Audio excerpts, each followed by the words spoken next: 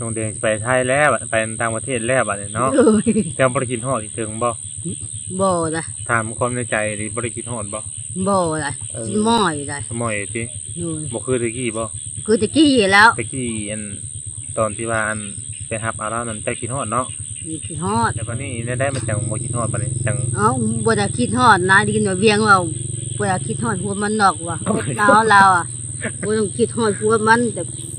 เพิ่นน้ำผู้โทรเพิ่นน้ำบ่โทรมาใกล้มาพุ่นว่า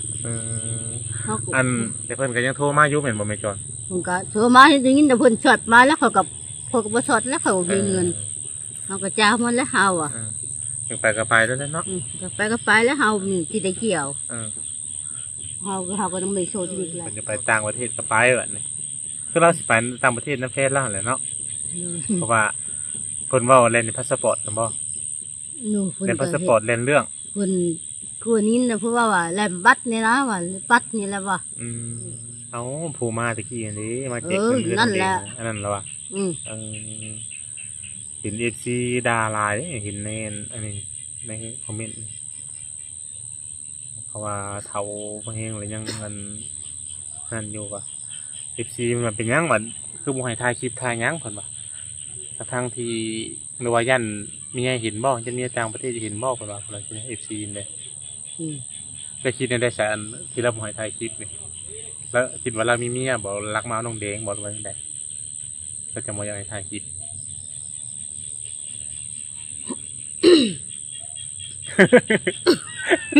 ไอเริ่มไอได้กินน้ำหวานว่าไม่จอดงงเลยเรางงก็เพราะกูจักคือกันแหละเห็นแต่แล้วมาเมื่อแล้วหนังเงินแม่วงแล้วหนังเตียงพี่แล้วมาพี่บ่น่ะมากับบ่เวียงโอ้โมเมนต์มาเมื่อนั้นแหละไปหาน้องแดงได้บ่ไปหาน้องแดงอ่ะกับมากับไผมากับบ่บอดบ่ให้มาบอดเว้าอยู่เวียงผมไปละมาเวียงหันคนเมื่อคนแล้วเวียงคนกลับคืนเวียงว่าแล้วเวียงโทรมาถามนี่เห็นบ่ว่ามาหาว่าเฮาบ่จักแล้วเฮาไปอยู่เรือนเฮาไปอาบน้าว่าจังว่าตอนแรกจังว่าเราสิมาเอาเจ้าบ่จ๊ะใครอันนั้นแล้วผัวน้องแดงแล้วยังว่าเราสิมาเอาเจ้าเราบ่เห็นเจ้าเราหอยแล้วเอาน้องแดงบัดเอาลูกแล้วอีกบัดจังซี่นะคันเราเอาเจ้าสิเอาบ่ได้เอาได้ค่อยจ้าได้ว่าเฮาชุดนี่แหละว่าเอาเนี่ยข่อยแม่ก็ห้าอยู่แล้วที่ว่าชายผู้แล้วบ่จักให้เอานี่เราให้เอาติเราบ่จักให้เอาเราจะให้อยู่นำลาวเนาะอยู่ให้อยู่เป็นโสดซื่อเนี่ยมันเงินเราก็ฝากมาให้ใช้อยู่เชื่อแล้วฝากมันจะเชื่อแล้วฝากมาให้บ่ล่ะติให้เพิ่นล่ะไปเอาเรายังติดต่อหาเจ้าอยู่บ่นี่กะติดต่อดูของเรามาเทื่อนึงวันนี้เราคางานแล้วเธอมาแล้วเธอมาทีนึงนี่จะมีแต่เราเตือนไว้เชื่อแล้วเราบ่จะให้เอาเน้มลาตั้งเอาล่ะโทรมือหาแม่ก่อนแม่ชีแม่บ่พร้อมแล้วอ่ะแล้วทีนี้เดี๋ยวเราว่าคันว่าเจ้ายังเอาผัวนั้นให้โทรปรึกษาแล้วก่อนนั่นนี่บ่ปรึกษาเราแล้วแบบว่าสิพร้อมบ่วันนั้นนี่นะเนาะบ่พร้อมป่ะเดี๋ยวเฮาก็บ่พร้อมไปกะน้ำใส่ใจเราพร้อมเด้เราพร้อมกว่าหอดกันเราบ่อยากให้เอากันแล้วตามใจแต่ตามใจแล้วเนาะตามใจจะเล่าแล้วคันรับให้เอากับหมอเนาะเราเป่ากับแต่เราเป่ากับเราก็พร้อมกันเราก็พร้อมผัวจะให้เอาบ่เป็นยังฮะไม่อยากไปปะเลยได้เอาเราอยู่นี่แล้วเราผัวมาเฮือนนี่ได้มอที่บ่เพลงเราบ่จะพอไหมเจ้าก็ชื่อเราพออยู่บ่ทำจุดน้ำไม่ใหญ่ไปแล้วจุดน้ำไม่ใหญ่จุดน้ำไม่ใหญ่ไปแล้วแม่มาใช้ไปไทยก็ไปไทยจุดน้ำไม่ใหญ่มีฝากมาให้เดือน2,000เดือน2,000คนบาทแล้วไปใช่ไปเห็นงานยังหม่องเก่าบ่เห็นงานหม่องเก่าแล้วใครจะคังว่าเพิ่นไม่ห้องอีกแล้วคิดหน่อยคิดตอนสักทีแล้วทีโอ้จานนี่ช้างเลยหน่อยตายเนาะเฮ้ยพ บาดนี่บ่มีคนจู่เนาะเร็วหน่ะเลยหลังเนาะขับมาสิแล้ว เออ ให้ว่าเล็กน้อยเนาะมึงยิงซับ เออ ให้แง่ยังแง่ยังแง่เหรอเสร็ จะ จ ได้ละ ไผ่ เล็กน้อย เออ ได้ขับป้าลูกวะนะ เออ ผมกูเด็กแนมหับหอมก่อน เออ แล้วแทงก็เล่นพวกไม้ผมแม่นพ่อแม่กูกับปกบาดนี้แลกตะตี ไม่ได้เขียนตัวเล่นนะ เอาพ่อมันหา พอไม่เขียนในทุกไม้พวก แค่กกไม้ อ๋อจังหวะแท้ เอาแขนได้แขนในกกไม้พ่อป้าโธ่ พ่อหมอ ตา อยู่ โลดว่าพ่อมันหาบาลูกมีสังมีพ่ออ้อมแม่มีขวดนม เออ บาทนี่มีจิบเข่าบาทนี่ อืม เต็งขายให้เบิ่งขายเบิ่งไปขายเบิ่งนะเป็นแนมเบิ่งกบผ้าว้าวพ่อที่แม่กูโอ้ยกูเคียวน้ำมันชามามือใหม่มาบาดนี่เลอบาท เจ้านะ อือ ก็เป็นบ้าเลย โอ้เป็นเกือบอุล้านตะตีไว้ เกือบบ้าวะดิ โอ้โหตำกกเข่าดึงมันเช้ามาในตินถามมึงมาโดนกกเข่าอ่ะแล้วในตินเราอ่ะอีห่ามึงเรากูมันคือบอกกูอ่ะที่บอกอะไรเขากูเหยียดจอดบาดเห็นลูกแล่ละบาดนี่ จะเห็นเป็นผีบ่เหรอเป็นยัง เอาก็เป็นคนแล้วเขา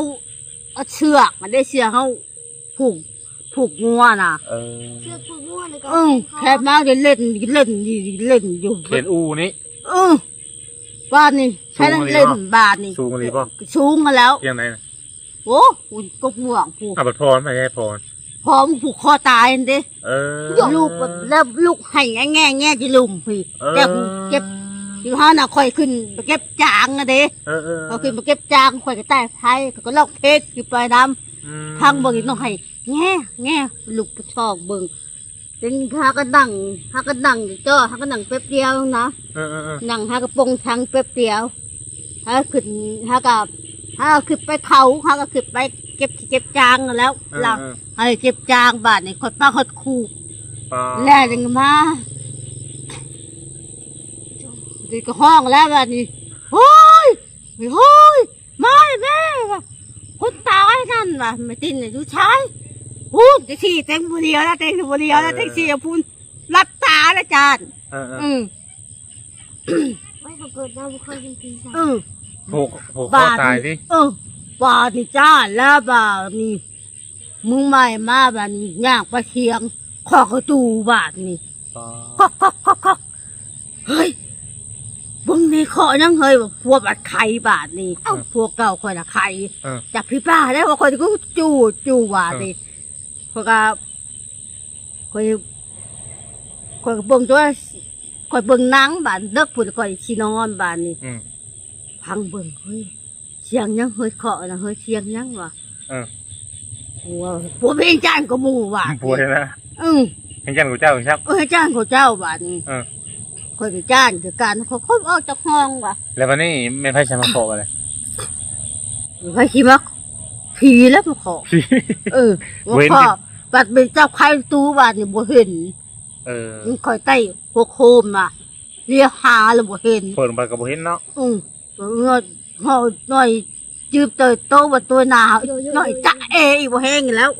กูใจวายว่ะกูจ้าโลดว่ะเต็งว่ะเต็งไปหน้าเฮ้ยเมื่อนะว่ะโทรหานะบาดนี้ไปเมื่อเฮ้ยโทรหาเจ้เมื่อนะคอยไปสู่นะเฮ้ยว่ะคอยเมื่อแล้วนะคอยโทรหามีฮิปเมานะเฮ้ยว่ะรถใหญ่เมาคอยย่านบาดเลยโอ้ยว่ะเด็กกับเก็บเสื้อผ้าก็ได้กับบัตรชาติบาดนี่ถือว่าเป็นประสบการณ์ครั้งแรกในชีวิตแน่เนาะคนแล่นบ่แห้งแล้วเต็งว่ะพอเป็นญาติแท้เต็งนานแล้วว่าพัวเต็งปลาหลอกไว้กระตูน่ะบ่ให้คอยหลอกไว้บาดนี้ง่ายตัวซับพวกอยู่น้ำข่อยบาดนี่คอยสิค่ะคอยโทรหาเจ้บาดนี่ด้วยซับปวดเสียงไว้ด้วยซับเครื่องน้อยแล้วเต็งว่ะเจ๊จุนายว่ะอยู่บ้านเจ๊หักพวงขี่รถมาไว้แน่ว่ะมึงอยู่ซ้ายหัวคอยอยู่ห้องว่ะเขาหลอกคอยไว้ว่ะอยู่ห้องพี่แล้วเจ๊มาบาดนี่มาบอกผู้ว่าบึ้งไปใช่ว่าบึ้งมันกับตายแล้วเต็งว่ะมันเป็นปลาคอยอยู่ห้องพี่ว่ะค ข่อยโอ้ยขดจ้านเลยว่ะ ตอนนั้นเห็นแล้วบ่ผีหรือว่ายังบ่เห็นผีตอนนั้นตอนผัวจะล็อกไว้นะ เห็นแล้วข่อย เห็นแล้ว เพิ่นไข่เด้ บัดนี้เลยผัวนี้ป้าเจ้าบัดนี้ นี่พวกนี้ป้าข่อย เออตายชีวิตแล้วก็แบบบ่เนาะ บาดนี้จ้านแล้วบาดนี้เพิ่นไข่เพิ่นหากระแจห้องว่ะ อืม บ่มีแล้วกระแจว่ะ เออ เจ้าไปหาทิมอยู่ว่ะได้ชื่อใหม่กระแจชื่อใหม่ อืม เจว่ามึงเอาว่าแจนึงไว้เด้อว่ะแล้วก็ข่อยก็จ้านคือกัน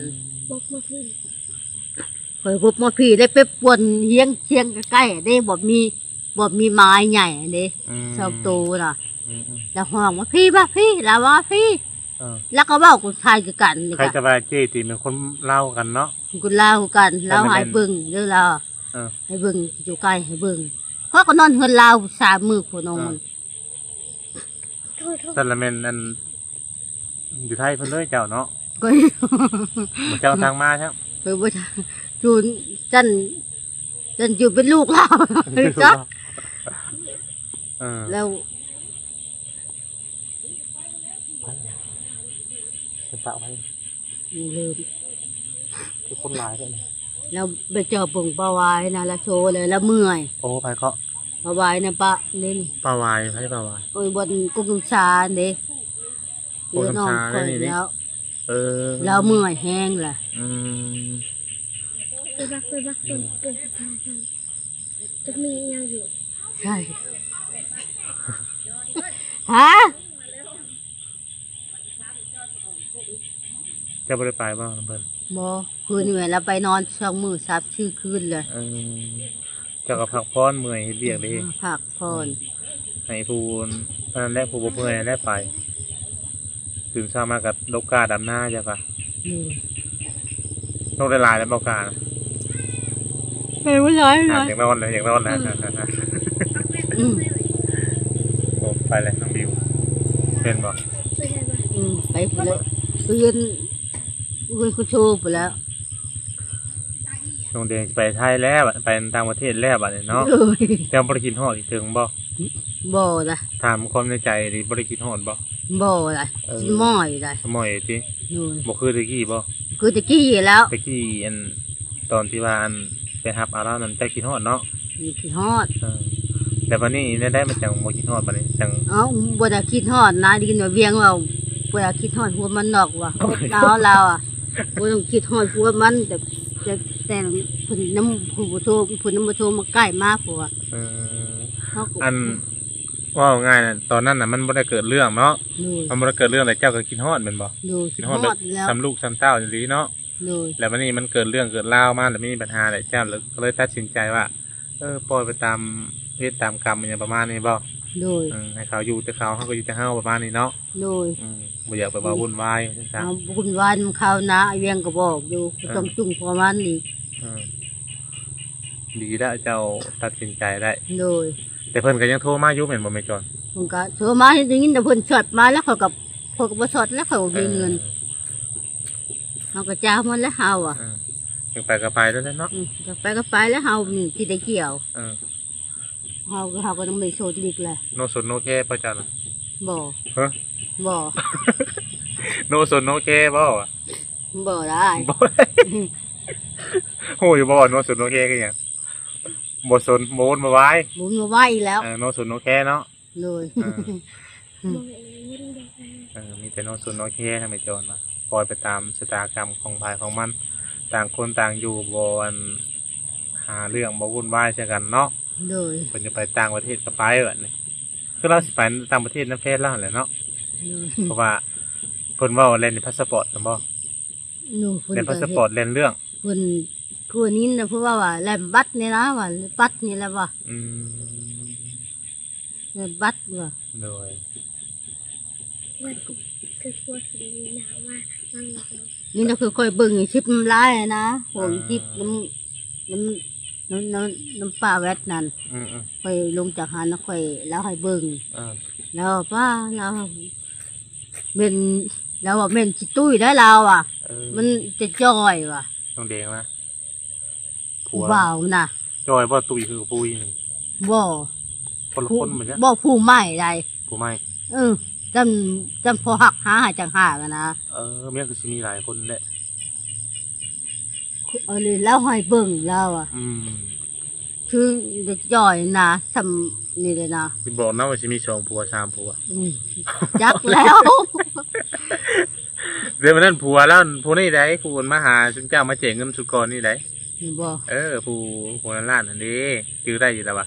ตัว ที่ จะ ได้ ว่า อยู่ ตัวจะว่าว่าอันหลวงพ่ออันไหนตอนนั้นอันไหน อยู่บ่ ผู้นั้นแหละผู้ เคย เจ้าหล บ่ วง จื้อ พ่อเนี่ย เห็นแต่เวียงพกไปข่อยออกไปนอกคุณเขาก็บอกว่าเวียง เออ ไผนะเวียง เออ บ่เว้าแดงว่ะ อืม เว้าแดงจะบ่น่ะบ่ได้อย่างไผล่ะบ่จัก ไอ้เวียงก็บ่บอก เจ้าละบ่ฮู้หยังซ้ำดิ ข่อยบ่ฮู้กับช่างเฮาก็สิพอข่อยนี่เต็งคนบ่ดังไกลแล้วข่อยว่า ผู้นั่นแหละผู้เขาบอกว่าไผเอาไข่มาให้เจ้าจะว่าหลวงพ่อมาให้อันนี้ตอนนั้น โอ้ ตอน หลว เจ้าง อยู่ พ่อ นั่น ว่าหลวงพ่อมาให้ข่อยน่ะข่อยคุณลำมาก็บอกชิดไต้น่ะที่รถใหญ่มาน่ะข่อยนั่งอยู่ลุ่มพี่แล้วอ่ะเห็นเวียงว่าเอาชั่วเอาหลวงพ่อเอาขายมาให้บ่กับมีแก๊สนึงชั่วข่อยก็นั่งอยู่ลุ่มพี่แล้วข่อยก็บ่กล้านั่งเนาะคน เห็นอยู่ใต้แฟด ไปใช่แม่ไปพึ่งเลย ไปนอน2คนแล้วบัด เอานอน2คนมาบัดอาจารย์นี่ค่ะพอได้ค่ะเราก็บ่ได้ไปกันนะ ได้ขี่รถไปแม่นะ ย่างไป รถไปจอดคือ ไกลปานนั้นบ่ขี่รถ นี่โกกุสา พวกกันซานวันพีนพูดหรือว่าจังได นี่วันอาจารย์นี่ บรรณาจารย์ บ้านอาจารย์ บนโกกุสาเดี๋ยวสิเจ้าออกไปได้เลยนี่ อันพวกชำชามาตัวละตัดไม่นะบ่ ตัดแล้วนะก็ชาใหญ่แล้วปะ กุสาใหญ่เลย เออ เฮือนเรามี3กิลังนะ แม่แล้วบ่โซนะ แม่ลูกพัวแล้วน่ะเสียตะหึงแล้ว โอ้ นี่ไปโทรต่อ แล้วพี่น้องหิวข้าวแล้วบ่ ยัง ยัง จะกินยังมีกินขนมกับข้าวแล้ว ขนมนั่นแหละอันเพิ่นเตงมานั่งกะเพิ่นก็บ่ได้อันเฮ็ดแม่มาบอกจังบ่น้องเดง โบล่ะแต่ยินคอยใส่บาทปืนเช้านี่แล้วคนเว้าสิเป็นบ่เขาบ่เลิงเมื่อหัวเฮ้ยเขาบ่เลิงอ่ะโตไปเมื่อกินดอกยางแดงเมื่อบ่เอ้าข่อยบ่ฮู้ได้บ่ข่อยบ่จักได้บ่ลูกบ่โชว์บ่ปอกเต็งว่ะเต็งก็บ่จักตาเต็งว่ะเฮ็ดได้ยินเห็นได้เวียนลืมมาแต่เช้าคู่เวียนก็บ่ฮู้ได้ว่ะเวียนว่าเขาก็บ่ฮู้กันเขาก็บ่จักกันละเต็งว่ะ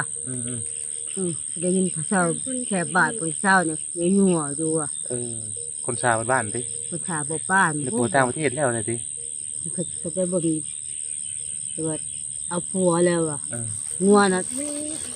งัวน่ะ4 โตวขาน่ะ ปอมือเตงอะไร มือแต่งแล้วเขาเว้า4 โตว เขาบอกบ่ เขาเว้าแล้วเขาบอกว่าบ้านน่ะ งานใหญ่อยู่ที่ฉันเนาะ4 โตปุ๊ฉันสิกินสิเนาะงานใหญ่ปานนี้บ่ฮอดไม่จรเนาะเพิ่นก็บ่ได้บอกบริการบ่ปลาบุญบ่หยังก็บ่ได้บอกบ่ บ่บุญก็นำมาฮอดได้แล้วก็ จะถามแล้วบ่ โทรถามเราแล้วแต่เราก็นำมาฮอดเราจะลูกนำมาฮอดข่อยแล้วอ่ะ แบบเขาคือว่าอะไรเนาะมันอันนั้นเนาะเงินขาดองกับอะไรวะเซนปลายบาทได้ได้ยังไง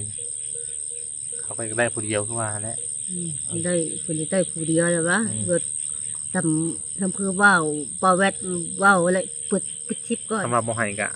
ฮอดเก่าถึงเฮากับใครเยอะเนาะพอเฮาได้ไปร่วมงานผมยังร่วมเต้าอ่ะนะเฮาอยู่มาด้วยกันกันหลายปีแล้วแม่นบ่เลย แม่น ก็อยากไปร่วมยินดียินยังนั่นกะพอสิบอกแม่นะว่าเป็นผู้ใหญ่พ่อฉันซะนี่ก็เขาคิดแบบเพลงจัดแบบรับแล้วล่อแบบนั้นแบบเลี้ยวนั่นเลยนะแบบบอกบ่ให้ไปทุ่งเลยนะ เห็นบุตรว่าวนะข่อยวิแดงมือนั่นกูโทรหามปลาปุนว่ะเขาว่าปลาปุนเลยว่าแดงน่ะห้อยพ่อว่ะแดงเอาผัวได้ว่าอย่างชาวบ้านเขาว่าว่ะ เต็งน้ำหูเด้อน้อยเต็งน้ำหูเด้อเต็งน้ำชนอีกแล้วอ่ะ แล้วก็บ่จักชนนั่นเนาะ แล้วก็บ่จักชนแล้วว่าแต่แล้วก็แต่ว่าจะข้างเต็งบ่บุญนะบุญแล้วบ่จักเว้าแล้วเป็นน้ำแล้วเป็นน้ำลูกตัวเองแล้วอ่ะเป็นน้ำผู้อื่น แบบเราแบบปล่อยไปตามมันเลยนะว่าง่ายกะแบบอย่างวุ่นวายให้แบบว่าเขาดูเล่ปล่อยเขาดูเล่เลยว่าจังซะเนาะ จำปัดให้ปล่อยไปแล้วอ่ะบ่ต้องวุ่นวายในหัวมันอีกแล้วอ่ะบ่บุญน่ะเราอย่างนี้แต่ว่านี่ก็วุ่นกับไปลิ้นว่ะลิ้นน้ำป้ากับไปผู้เป็นกับพีนกับไปลิ้นน้ำป้าแล้วไปคิดฮอดป้ายไปลิ้นเพราะว่านี่ว่าบุญว่าแล้ว เจ้าก็บ่ต้องน้อยใจดอกว่าเพิ่นบ่มาฮอดบ่มาหยังกันเด้อ โดยโอ้ทางกับไป บ่ได้น้อยบ่ บ่ บ่ได้คิดนะเนาะ ทางกับบ่ บ่มีในหัวใช่แม่นบ่ มีก็นอนขับมาก็นอนกินนั่งก็กิน บ่ได้เก็บมาใส่ใจเนาะ โดย มีแต่เฮาหาเงินได้หลายซื้อกินอยากหยังซื้อกินอยู่สนุกสุขสบายขึ้นเฮาก็หลังใหญ่ดิ เพิ่นเรามันใหญ่เติบเลย อีกอย่างเฮาก็บ่ได้แม่นครอบครัวเดียวกันพอแล้วก็คือผัวเจ้าก็เล่าจากไปเลยลูกเจ้าก็บ่แม่นลูกแท้ๆคือน้องเดงก็แต่ก็คือว่าแหละพี่น้องมันก็ยังมีความผูกพันอยู่เพราะว่าเคยอยู่ร่วมกันเนาะยังอันนั้นอยู่แหละแต่ว่าคือว่าเนี่ยเขาทิมเฮาได้เฮาก็ทิมได้แม่นบ่ โดยมีแต่กึกและโทรมาผมคอยมีนิดมีคอยเจบนิดอยู่บ่โทรมา เจ้าบ่ได้ถามบ่อันเขาบ่ลอยบ่หยังเขาบ่ได้ฮู้บ่นั่นก็ บอกเขาลอยกับหู้ไว้ จะถามเลยดิ เขาถามแล้วเขาโทรบอกก็เด้ กระโปรงจะมาหู้ เขาก็งงเลยเนาะ ยังทำอีกกึกให้กึกว่าแมวมึงใช้ไปหาคุยกับแมวมึงแน่ว่ะเจ้าว่าหู้ว่าเอาเรานงแดงว่ะค่อยบูหู้แล้วค่อยว่ะแต่นี่เขาแต่นี่เขาเพชรตุงลายแล้วว่ะค่อยจะหู้บดีแล้วอ่ะคนกระชามคนมีแต่มีคนถามว่าเจ้าก็ดีมแห้งอยู่บ่ป้าว่าดีมแห้งอยู่ว่ะเจ้าได้สะอาว่าเขาก็ดีมแห้งอยู่แล้วก็หาเงินหาคำพ่อใช้แล้วก็พ่อใช้หนี้วิทย์นะแล้วก็มือลูกรัสเซียได้อิเตียนะแล้วก็ได้รถใหม่ด้วยเนาะรถใหม่แล้วก็ซื้อแล้วรถใหม่แล้ว และอัน ขาย และบัตรอันนั้นได้ซะเมียนะเขาจะทำลืมเลย มียัง อันเพื่อนน้องเดียงเรียกเพิ่นเอาไปเบิ้ลแล้วบอกหรือว่าย่างตอน ก็ยังบอกเพิ่นมามั่งแต่สุดก่อนพุ่นแล้ววะ มั่งโตวันจะเกยแล้วคุณมั่งเบิดมั่งออกมาแล้วบัดนี้มั่งเบิดนี่เรือได้ตัวได้บัดนี้ใช่ไหมตัวหลังใหญ่ตัวข้างนี่นั่งอยู่ในหลังใหญ่แล้วโอ้ลังใหญ่ตัวซีนะตัวซีนี่ของน้ำกันยังคือเก่าปะของน้ำนั่งคือเก่าตัวในตู้จะหมุนไปแล้วเขาตัวของน้ำนะช่างว่าแท้ข่อยทำไมข่อยน้ำมันยาวมีแต่เขาไปหนีได้ไปเบิ่งอยู่เขาวันเขาโอ้อันเขานี่บ่เห็นเขาเห็นหน้านะเขาเห็นหน้าประตูของน้ำมุนนั่นได้เขางัดเขาบ่หรือว่าเนี่ยได้เจ้าแล้วเขางัดแต่ว่าเขางัดตัวอันซุ้มเขาปานี่เจ้างัดเขาใส่ไปจ้ะนั่นแหละจังก็ฮิวให้น้ำให้น้าเวลากบฏที่ไปจ้าเขาแล้วเกี่ยวเมาเนาะเลยพี่น้อยกระสีบอรบกวนถ้าไม่จอมาเลยให้เราไปกินข้าวก่อนบานนี้ตั้งแต่วินผมมันนั่งนี่จนมืดเลยเนาะหอยจะว่าน้ำแห้งแล้วบ่จ๊ะแล้วปรุงแล้วบ่กินข้าวกับหอยแล้วช่วงนี้ประหยัดถือว่าประหยัดเงินไปหน่อยแล้วอันดำหน้าเจ้ากับไปหารับจ้างบานนี้ต้องการรับจ้างมันยังนี่หรอกนี่ไปแหละวันมาเวียงคุณแหละอันจะคือบ่ทามบ่เวียงแต่ว่าเราบ่จ้างบ่คิดตกการตรงอย่างนั้นมาโอ้ยแล้วจ้างอยู่เราไปคืนนี่มันไอ้ทางการก็บัดนี้จบคลิปได้บัดนี้เด้อสบายดี FC เพิ่นแน่สบายดีเลย